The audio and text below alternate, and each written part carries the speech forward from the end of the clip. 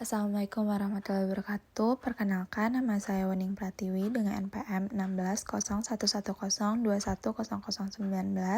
akan membahas mengenai analisis ortodonti fotografi. Standar fotografi profil wajah dan frontal wajah untuk analisis hubungan antara kerangka kraniofasial dan kontur jaringan lunak wajah. Foto profil dan frontal diambil dari kondisi standar.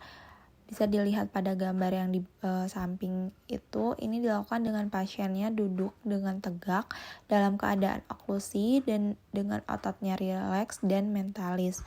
Prasyarat untuk mendapatkan foto yang sebanding yang dapat dievaluasi dengan pengukuran dapat direproduksi dari pasien, profil, dan pandangan fotografi frontal seperti dapat dicapai dengan beberapa cara.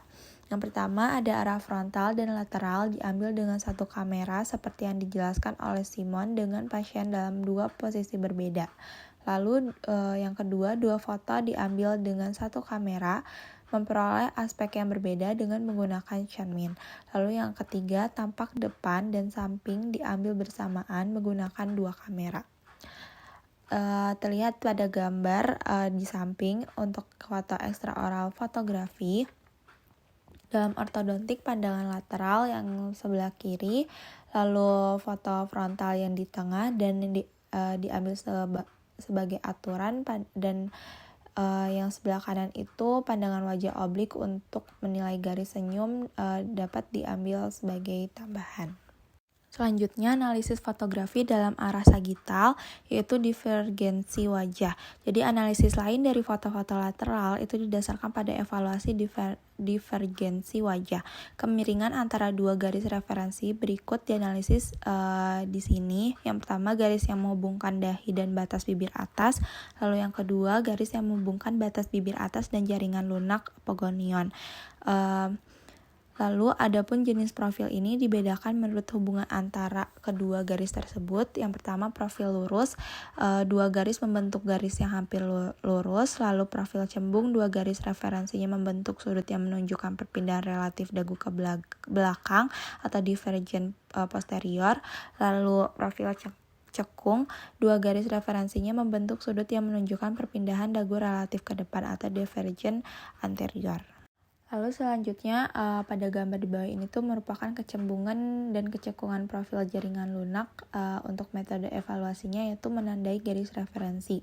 Garis atasnya itu bergabung dengan glabella dan batas bibir atas, lalu garis bawahnya itu bergabung dengan batas bibir atas dan puncak dagu jaringan lunak. Lalu sudut yang dibentuk oleh keduanya itu divergensi muka. Garis lurus menerus yang terbentuk yaitu profil harmonis. Lalu di gambar sebelah paling kiri itu merupakan representasi skematis dari profil lurus. Lalu selanjutnya itu yang tengah itu profil cembung, lalu yang paling kanan itu profil cekung. Selanjutnya untuk profil klinisnya yang paling kiri itu merupakan profil lurusnya, lalu yang tengah profil cembung, lalu yang kanan itu profil cekung. Jadi profil jaringan lunak cembung itu menunjukkan hubungan rahang kelas 2, profil cekung itu menunjukkan hubungan kelas 3. Profil jaringan lunak itu mempengaruhi fisiognomi tetapi tidak selalu memproyeksikan hubungan antero-posterior dari struktur kerangka yang mendasarinya. Selanjutnya untuk pandangan frontal, jadi analisis gambaran frontal penting dalam menilai disproporsi utama dan asimetris wajah pada bidang transversal dan juga vertikal.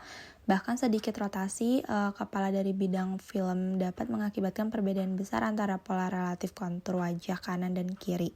Nah, oleh karena itu, sangat penting bagi kamera untuk ditempatkan tegak lurus dengan garis tengah wajah selama pemaparan. Nah, untuk analisis klinis, penandaan telah terbukti praktis 2 titik orbit dan untuk pembangunan sion kulit tegak lurus selama evaluasi dari pengukuran yang harus diingat oleh ahli diagnosa bahwa derajat ringan asimetris fisiologis antara kedua sisi wajah ada di hampir semua individu. Selanjutnya untuk simetris wajah, untuk gambar yang paling kanan itu bidang referensi vertikal sama itu wajahnya. Lalu bidang mid sagital itu bergabung dengan titik nasion kulit ke titik subnasal. Lalu bidang horizontal atasnya bidang bipupillary, lalu untuk bidang horizontal bawahnya sejajar dengan bidang bipupillary melalui stomion, lalu penandaan bilateral dari titik orbital. Dan ini tuh gambar yang paling kanan itu tuh merupakan ilustrasi skematis wajah dengan proporsi simetris pada bidang frontal. Untuk gambar yang paling kiri itu merupakan gambaran frontal sebenarnya dari pasien. Lalu yang kedua itu ada asimetris wajah. Jadi gambaran pada gambar kiri ini merupakan seorang pasien berusia 20 tahun dengan perbedaan kiri kanan yang mencolok dalam perkembangan tumbuh mandibula dan sudut mandibulanya. Nah, perbesaran relatif sisi kanan dikaitkan dengan hiperplasia massa otot kanan. Untuk gambaran yang paling kanan itu merupakan ilustrasi skematik evaluasi fotografi. Selanjutnya untuk pemeriksaan jaringan lunak. Pemeriksaan jaringan lunak ini terbagi menjadi dua, ada yang ekstraoral dan juga intraoral. Untuk yang ekstraoral itu ada dahi, hidung, bibir, dan dagu. Untuk intraoralnya itu perlekatan frenal bibir dan pipi, lalu gingiva, palatal, dan mukosa mulut. Nah, yang pertama ini ada dahi. Jadi profil dipengaruhi oleh bentuk dahi dan hidung, dan hal ini tuh oleh karena itu menentukan prognosis estetik kasus ortodontik.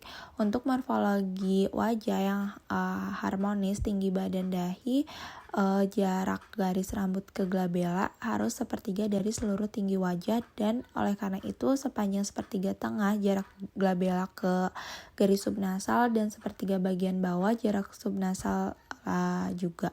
Nah, untuk konfigurasi dahi itu ditentukan secara genetik dan etnis dan bervariasi menurut usia dan juga jenis kelamin. Nah, pada tampilan depan dahi itu dianggap dalam hubungannya itu dengan lebar bizigomatik untuk menggambarkannya sebagai sempit atau lebar. Nah, kontur dahi lateral itu bisa datar, menonjol, ataupun miring. Dalam kasus dengan dahi yang curam, basis gigi itu lebih prognatik daripada kasus dengan dahi yang rata. Nah, yang pertama itu ada tinggi dahi. Jadi ketinggian dahi itu diukur dari garis rambut ke glabella, dan biasanya itu mengukur sepertiga dari total tinggi wajah, jarak garis rambut lagi. Nah, untuk gambar yang paling kanan itu pada orang dewasa setinggi wajah tengah, jarak glabella ke subnasal, dan tinggi wajah bawah yaitu subnasal ke menton. Lalu selanjutnya itu ada bibir. Jadi konfigurasi bibir itu dapat dinilai dengan kriteria kayak panjang, lebar, dan juga kelengkungan bibir.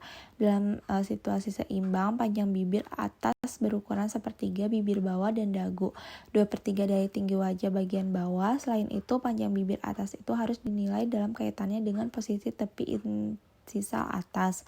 Nah, pengamatan sudut nasolabial dan khususnya lipatan mentolabial itu menunjukkan tingkat ketegangan bibir. Terlepas dari karakteristik etnis, tonjolan bibir adalah dipengaruhi oleh ketebalan jaringan lunak, tonus otot orbicularis oris, posisi gigi anterior, dan juga konfigurasi struktur tulang di bawahnya. Nah, pada pasien dengan disfungsi bibir bawah, bibir atas sering terbalik, pucat, dan juga kering, bibir bawahnya bagaimanapun memiliki sirkulasi darah yang lebih baik dan lembab. Dalam beberapa kasus terdapat lengkungan tepi insisal atas.